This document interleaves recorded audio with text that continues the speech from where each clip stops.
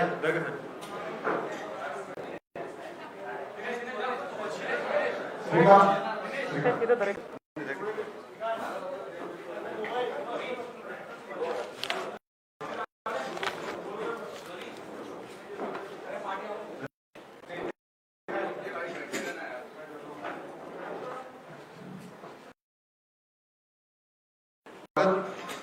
सुरू करतो आहोत. वेळ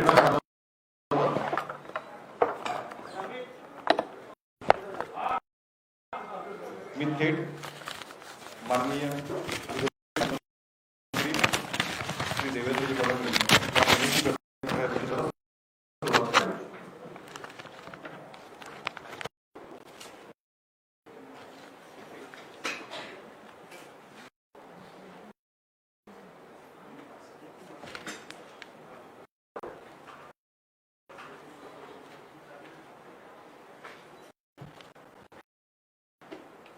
नमस्कार. पहिल्यांदाच मी आपल्या नेहमीच्या पद्धतीप्रमाणे आपण पहिले मराठीमध्ये प्रेस मग हिंदीमध्ये करतो, परंतु माननीय पवार साहेबांनी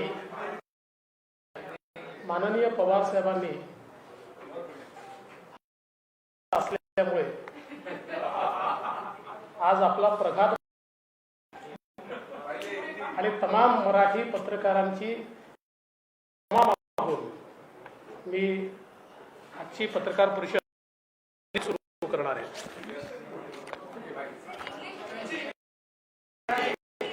त्यांच्या एवढं चांगलं इंग्लिश माझं नाही.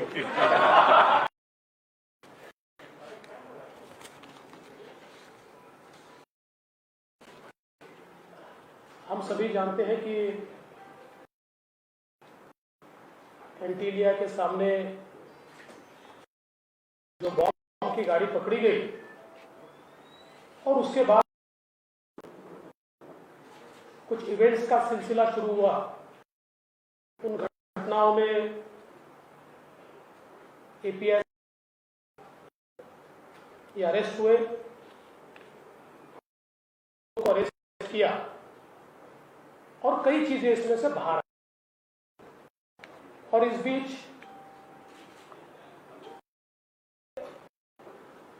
पूर्व पुलिस कमिश्नर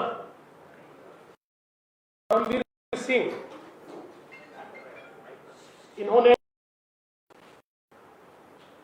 एक पत्र मुख्यमंत्री जी को लिखा और उस पत्र आरोप लगाया कि 100 करोड़ रुपए की हफ्ता वसूली के ये गृह मंत्री जी ने और उनकी टीम को दिए थे और उसी के चलते एक कंट्रोवर्सी भी गए. कल आदरणीय शरद पवार साहब इस मामले की और दावे इसलिए झूठे हैं. गृह मंत्री तो 15 तारीख तक अस्पताल में थे, फिर होम क्वारंटाइन थे. जो ट्वीट पवार साहब के हैंडल्स, उन ट्वीट्स में यह दिखाई पड़ता है कि मानो गृह मंत्री जी क्वारंटीन थे. सबसे पहली बात तो यह है, आप में से कई लोगों ने देखा भी है, कुछ ने ये माननीय गृह मंत्री जी का 15 तारीख को एक प्राइवेट वे मुंबई आ गए थे. उससे पहले उन्होंने प्रेस की, उस प्रेस का वीडियो कल ही मैंने जारी कर दिया था. और अगर हम देखेंगे तो 15 तारीख से वे अपने घर पर थे, लेकिन मेरे पास पुलिस विभाग के भी कागज है पुलिस विभाग में, रोज मूवमेंट्स बताया जाता है, उनका एक मैनिफेस्ट तैयार होता है मूवमेंट्स का। तो इसमें एक 17 फरवरी है, 17 जो लिखा हुआ है, तो भगत सिंह रहेंगे, उद्धव ठाकरे जी सोई अनुसार, अजित पवार जी मुंबई, शरद पवार जी पुणे दिल्ली, और अनिल देशमुख जी फरवरी 2021 15 वाजता 15 बजे मोटरीने सह्याद्री गेस्ट हाऊस येथे आगमन आणि ओपन।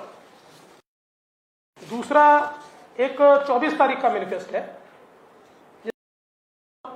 चूंकि ये सारे Z+ प्रोटेक्टिव होंगे इसलिए इन्हीं का नाम। फिर कोश्यारी जी, उद्धव ठाकरे जी, कोश्यारी जी मुंबई, उद्धव ठाकरे जी अजितदादा पवार, सह्याद्री अतिथीगृह 15 बजे 3, शरद पवार साहब मुंबई, नितिन गडकरी जी दिल्ली, अनिल 11 बजे 24/2 बजे मोटरीने निवासस्थान ते मंत्रालय जाणार, सोयीने निवास। अब ये मैनिफेस्ट है, गए कि नहीं मुझे पता नहीं है, इसलिए मैं इसको, लेकिन ये पुलिस के मूवमेंट के मैनिफेस्ट ये मेरे हाथ में। सबसे महत्व की बात इसमें यह है, जो परमवीर सिंह इन्होंने पत्र लिखा है, मैंने कल भी उसको ट्वीट भी किया था। उस पत्र में SMS का एक या WhatsApp जो भी होगा एक सबूत दिया है, एक एविडेंस दिया है, और जिसमें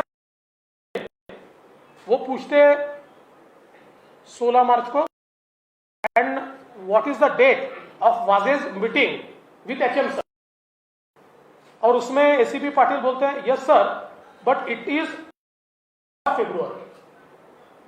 तो इसलिए मुझे लगता है कि कल आदरणीय पवार साहब को सही दी गई थी, एक राष्ट्रीय नेता के मुंह से हो, देश में जाने माने नेता माने जाते हैं, उन कल गलत बातें कहलवाई, और जो प्रोटेक्ट करने का प्रयास ये किया गया, मुझे ऐसा लगता है कि वो पूरे तरीके से कंप्लीट एक्सपोज हुआ है। और मेरा मानना यह कि 15 से 27 इस बीच गृह मंत्री जी जो होम क्वारंटाइन, वो आइसोलेशन में नहीं थे, कई लोग उनको अधिकारी उनको मिले हैं, और जिसके बारे में जानकारी अगर तो बहुत आसान है।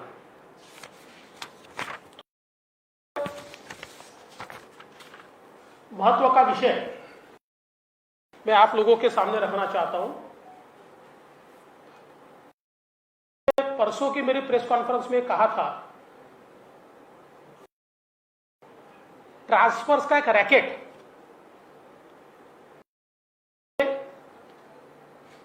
कमिश्नर ऑफ इंटेलिजेंस ने पकड़ा। पकड़ने से पहले बकायदा DG और ACS होम,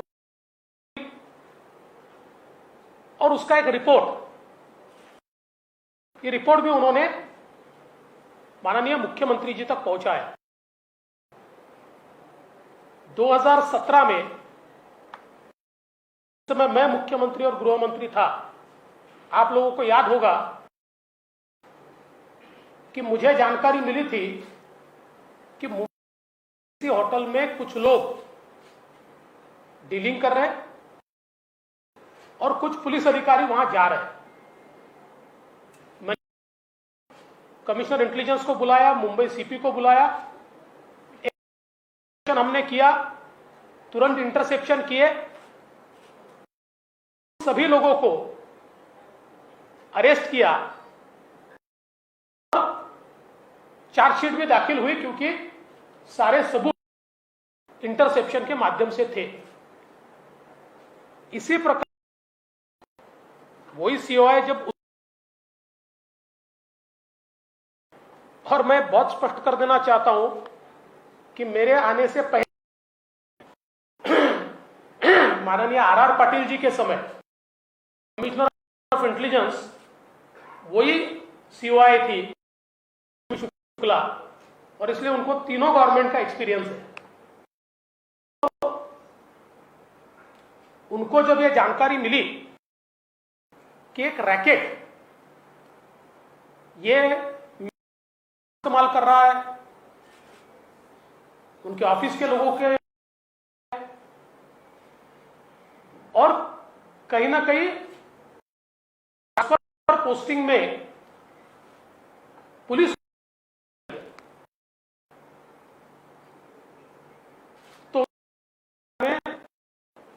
डीजी साहब के ध्यान में लाकर दिया के अनुसार माननीय डीजी साहब ने उसमें थ्रू डीजी एक परमिशन कि ये सारे नंबर, और बकायदा एसीएस होम ने वो परमिशन दी। उस परमिशन के तहत शुरू हुआ तो बड़ी एक्सप्लोजिव चीजें बाहर आ गई, और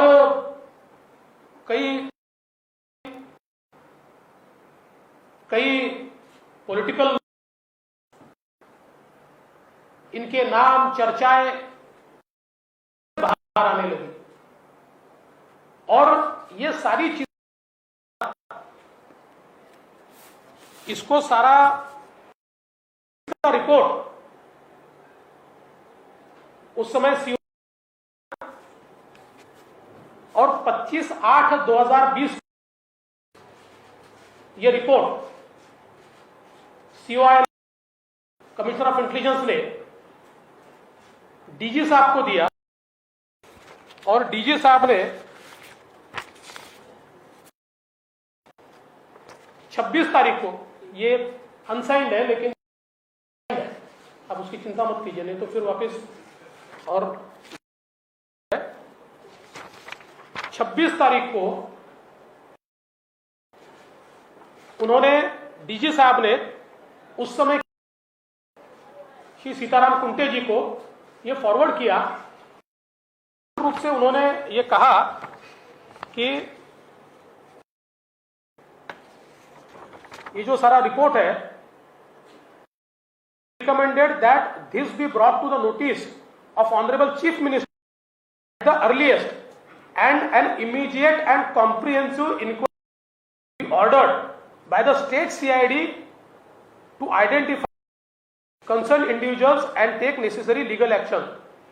It is also that the secrecy of the report be ensured in order to prevent unnecessary which may bring disrepute to the government. ऐसा बिल्कुल क्लियर ये डीजी साहब ने उसके बाद लिखा 26/8। पहला जो है जो सीओआई ने लिखा हुआ है वो 25 का है, यानी आज से 9 महीने पहले, कितना, 8। दूसरा वो 26/8 का है। जानकारी के अनुसार उसके बाद इसके बारे में पूरी ब्रीफिंग ये माननीय मुख्यमंत्री जी को हुई,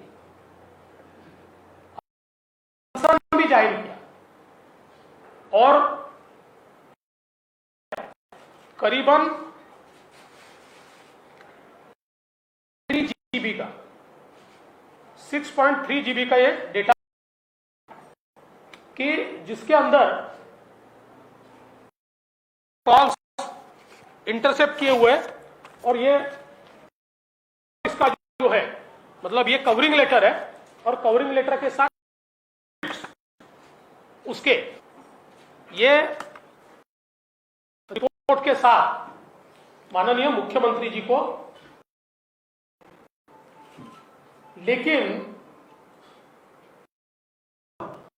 ये ध्यान में आया कि इसके ऊपर कोई कार्रवाई नहीं हो रही।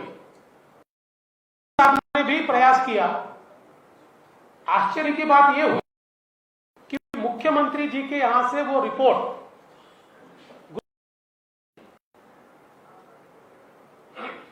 और इसके ऊपर कार्रवाई होना दूर, कार्रवाई हुई कमिश्नर इंटेलिजेंस में। तो पहले कमिश्नर इंटेलिजेंस को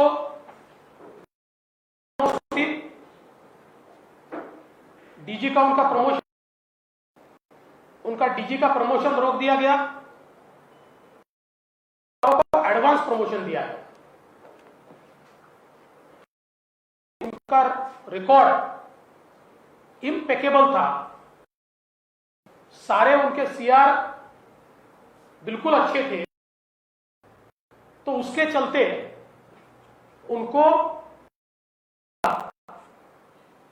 प्रमोशन ऐसी जगह दिया, डीजी सिविल डिफेंस अस्तित्व में नहीं, और सरकार लेकिन उनको देते समय कैबिनेट का भी अप्रूवल नहीं दिया करने के लिए।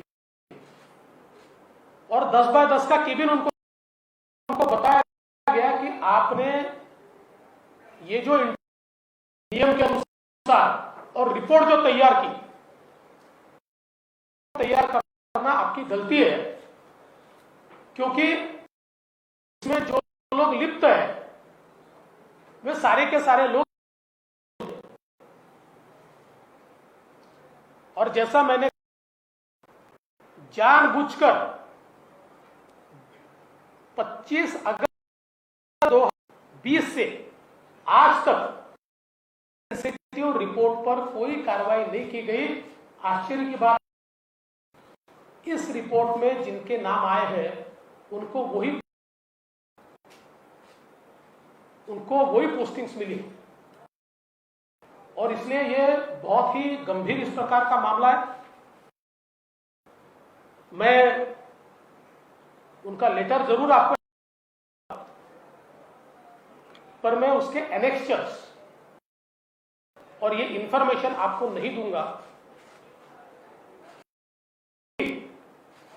ये बहुत सेंसिटिव नेचर की है, इसमें कई अफसरों के नाम आते हैं, कुछ नाम आते हैं, और इसलिए मैंने दिल्ली में होम सेक्रेटरी की इस प्रेस कॉन्फ्रेंस के बाद मैं दिल्ली जाने वाला हूं, और ये पूरी जानकारी मैं होम सेक्रेटरी को दूंगा, और मैं उनसे निवेदन करूंगा, चूंकि कई अफसर है, कुछ नॉन आईपीएस भी है, कुछ छोटे भी अफसर है, चूंकि वो सेंट्रल गवर्नमेंट के अंडर और उनके कस्टोडियन ये सेंट्रल गवर्नमेंट है। होम सेक्रेटरी इस पूरे मामले की जांच ये सीबीआई से करे, इस प्रकार की मांग मैं होम सेक्रेटरी को करने वाला हूं। आपल्याला माहिती आहे की काल माननीय पवार साहेबांनी कॉन्फरन्स घेतली आणि श्री अनिल देशमुख जी होते, नंतर होम क्वारंटीन होते, त्यामुळे परमवीर चुकीचा आहे असा सांगण्याचा प्रयत्न केला। त्यानंतर तात्काळ मी एक आणि त्या व्हिडिओच्या माध्यमातून स्पष्टपणे त्यांनी घेतलेली प्रेस दाखवली, तर माननीय पवार साहेबांचे जे ट्वीट्स आहेत त्या ट्वीट्स मध्ये की ते जणू काही नागपूरलाच होम क्वारंटीन होते, हे खरं नाही आहे। पॅसेंजर मॅनिफेस्ट आहे ते प्रायव्हेट जेटनी ते मुंबईमध्ये होते, आणि सगळ्यात महत्त्वाचं असं आहे की पोलीसचे मॅनिफेस्ट आहे की ज्याच्यामध्ये त्यांचे मुवमेंट दाखवलेले आहे की नाही, मी याच्यावर काही भाष्य करणार नाही। त्यासोबत परमवीर सिंग यांनी जे काही पत्र लिहिलं त्या पत्रामध्ये SMS किंवा पुरावा लावलाय, त्यामध्ये अतिशय स्पष्टपणे परमवीर विचारतायत कधी भेटले आणि त्यात ते पाटील असं म्हणतायत फेब्रुवारी. त्यामुळे काल पवार साहेबांनी चौकशीही न करता किंवा राजीनामा द्यायची आवश्यकता नाही याकरता जी मला असं वाटतं की पवार साहेबांना चुकीचं ब्रीफिंग देण्यात आलं आणि एवढ्या मोठ्या नेत्याला अशा प्रकारे चुकीच्या गोंधळातून वदवून उघडं पाडणं खरं म्हणजे पाहिजे की याच्या पाठीमागे कोण आहे. कारण त्यातली सगळ्या या चुकीच्या निघालेल्या आहेत आणि 15 ते 17 कोण कोण त्यांच्या घरी गृहमंत्री या संदर्भातली सगळी माहिती ही आपल्याला उपलब्धच आहे किंवा उपलब्ध. मी त्याहीपेक्षा एका गंभीर बाबीकडे आणि ती म्हणजे मी परवाच्या माझ्या प्रेस कॉन्फरन्समध्ये अतिशय होतो की एक अशा प्रकारे तक्रार करणारे पहिले व्यक्ती नाही आहेत. तर त्याच्यापूर्वी डीजींनी एक रिपोर्ट दिलेला आणि माझ्याकडे आता कमिशनर इंटेलिजन्सच्या रिपोर्टची कॉपी आहे. त्या कॉपी सोबतचे सगळे एनएक्स आणि जवळजवळ 6.3 जीबीचा की ज्याच्या इंटरसेप्शन आहे. आणि याच्यामध्ये मी मुख्यमंत्री होतो त्यावेळेस 2017 मला असंच लक्षात आलं होतं की एका हॉटेलमध्ये डीलिंग होत आहे काही पोलीस. तात्काळ मी कमिशनर इंटेलिजन्सला सांगितलं. मग आम्ही त्याचं कंप्लीट इंटरसेप्शन केलं आणि त्या ठिकाणी 8 लोकांना 7-8 लोकांना जेलमध्ये टाकलं. त्यांच्यावर चार्जशीट देखील. त्यामुळे त्याच सीओआय आत्ता असल्यामुळे त्यांना हे लक्षात आलं. त्यांनी तात्काळ डीजींची परवानगी घेतली. काही लोकांचे नंबर इंटरसेप्शनवर लावले. काही पोलीस अधिकारी काही राजकीय नेते अनेक विस्फोटक अशा प्रकारचे संवाद हे बाहेर यायला लागले आणि त्यांच्या असं लक्षात आलं की यातनं खूप मोठा रॅकेट हे तयार झालाय. याच्याशी सरकारमधल्या गृहमंत्रालयातल्या गृहमंत्र्यांच्या लोकांचे सगळ्यांचे संबंध हे दिसत आहे. म्हणून त्यांनी तात्काळ या संदर्भातला सगळा रिपोर्ट थ्रू एसीएस होमला दिला. एसीएस होम साहेबांच्या माध्यमातून तो रिपोर्ट गेला. मुख्यमंत्र्यांनी तो पाहिला. त्यांनी ते ऐकलं पण झाली नाही. 8 ऑगस्ट 2020 आजपर्यंत कारवाई झाली नाहीये. आपण जर बघितलं तर डीजी साहेबांनी स्पष्ट म्हटलेलं आहे की फार सिरियस आहे आणि याची सीआयडी सोडा साधी पीएसआयची एपीए त्या ठिकाणी त्यांनी या बाबतीत केली नाही. उलट हा सगळा प्रश्न ज्यांनी उपस्थित त्या कमिशनर इंटेलिजन्सलाच त्या ठिकाणी शिक्षा देण्यात. त्यांचं प्रमोशन डीजीचं होतं. सिनियर मोस्ट होत्या तर थांबवलं. त्यांच्या नंतर ऍडव्हान्स प्रमोशन दिलं आणि देणं आवश्यकच होतं कारण त्यांचे सीआर चांगले होते. म्हणून त्यांना एक विशेष पोस्ट तयार केली. ती कॅबिनेटच्या अप्रुव्हल शिवाय सिव्हिल डिफेन्स 10x10चं केबिन आणि त्यांना त्या ठिकाणी प्रमोशन दिल्याचं दाखवलं आणि त्यांच्यावर अन्याय केला. सगळ्यात महत्वाचं की याच्यामध्ये ज्यांची नावं आली अशाच लोकांचं ठिकाणी प्रमोशन अशाच लोकांचं पोस्टिंग हे ज्यावेळेस समोर आलं त्याला ऑब्जेक्शन घेतलं. डीजी म्हणाले की यांचं पोस्टिंग करणं योग्य नाही. डीजींच्या लक्षात आलं की दबावात हे पोस्टिंग होत आहे. तत्कालीन डीजी सुबोध जयस्वाल यांनी सेंट्रल डेप्युटेशन घेतलं. त्यांनी सांगितलं करू नका तुम्ही कारवाई पण करत नाही आणि म्हणून त्यांनी सेंट्रल आणि सीओआय कमिशनर इंटेलिजन्स यांनी देखील सेंट्रल डेप्युटेशन घेतलं. म्हणून अतिशय पोलीस दलाला, गृह विभागाला लाजीर. मला आश्चर्य या गोष्टीचं वाटतं की याच्यावर कुठलीही कारवाई का केली नाही. पाठवून दिलं आणि ज्यांनी अशा प्रकारे मुख्यमंत्र्यांकडे जीएडी विभाग आहे आणि सगळे आयपीएस ऑफिसर आणि तरी देखील सीओआय त्यावेळेच्या कमिशनर म्हणजे एक प्रकारे मुख्यमंत्र्यांनीच पांघरून घातलं असं जर आपण म्हटलं तर ते चुकीचं होणार नाही. सगळं अत्यंत महत्वाचं आहे. या संदर्भातलं पत्र मी वाटलं, बाकी गोष्टी मी आपल्या समोर देणार नाही. या फार सेन्सिटिव्ह गोष्टी, या आयपीएस ऑफिसर्सचे नाव आहेत, अधिकाऱ्यांची नावं आहेत, नावं त्यात येत आहेत. आणि म्हणून मी आज दिल्लीला चाललो आहे. गृह सचिवांना मी भेटून ही सगळी इन्फॉर्मेशन त्यांच्याकडे देतोय. सगळे माझ्याकडचे पुरावे हे त्यांच्याकडे मी देतो. विनंती करणार आहे की याच्यामध्ये आयपीएस ऑफिसरचे याची सीबीआयची इन्क्वायरी ही त्यांनी करावी, अशा प्रकारची मी मागणी करतो.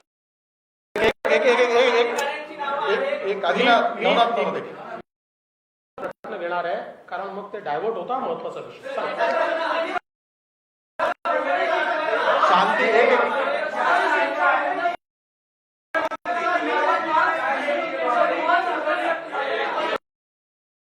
एक प्रश्न.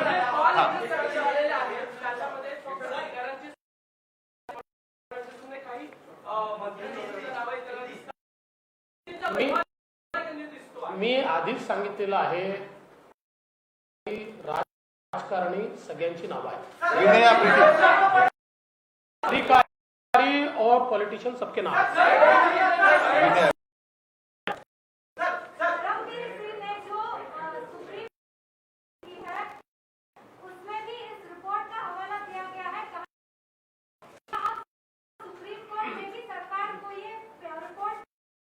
देखिए इसकी जानकारी तो मुझे नहीं है, ये तो सरकार को और सुप्रीम कोर्ट को. लेकिन मैं केंद्र सरकार के पास इसको होम सेक्रेटरी में पहुंचाऊंगा.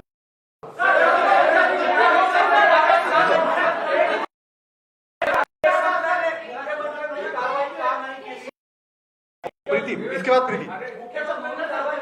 मला असं वाटतं मुख्यमंत्र्यांना याचं गांभीर्य लक्षात आलं होतं.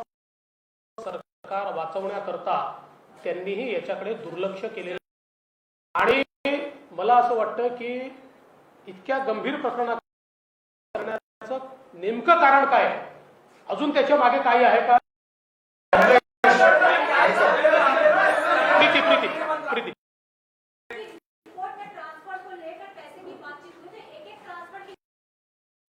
देखिए इतने डिटेल्स में नहीं कहूंगा, पर मैं उसमें बहुत चीजें हैं, बहुत गंभीर चीजें हैं. कुछ ऐसे इतने पैसे दे दिए हैं, ये सारी चीजें मैंने महाराष्ट्र का मुख्यमंत्री रहा हूं. ये सारा मामला डिस्प्यूट भी ला सकता है और इसमें कुछ अधिकारियों के भी नाम है और के बाद उनमें से कितने सही है, किसकी आवाज है क्या चाहिए. इसलिए मैं ये सारी चीजें होम सेक्रेटरी को दूंगा. शेवटचा प्रश्न. हा शेवट.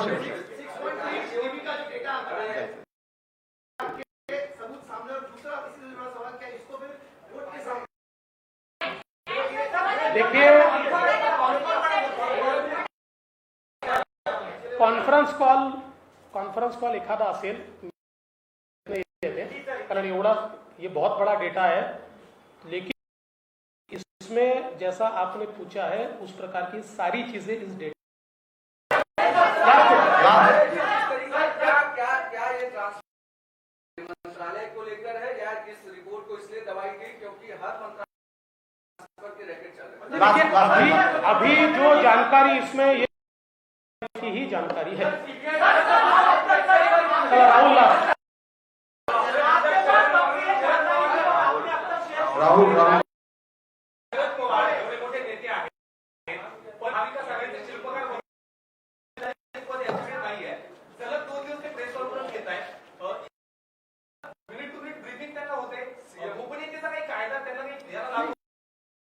कायदा वगैरे लागू होत नाही. पवार साहेब मोठे नेते आहेत, ते जरूर ब्रीफिंग घेऊ शकतात. हे ब्रीफिंग मुख्यमंत्र्यांनी घेतलं पाहिजे. मुख्यमंत्री एक शब्द आणि पवार साहेबांना त्या ठिकाणी बोलावं लागत आहे आणि शेवटी पवार साहेब चुकीचं निघताय. थँक्यू.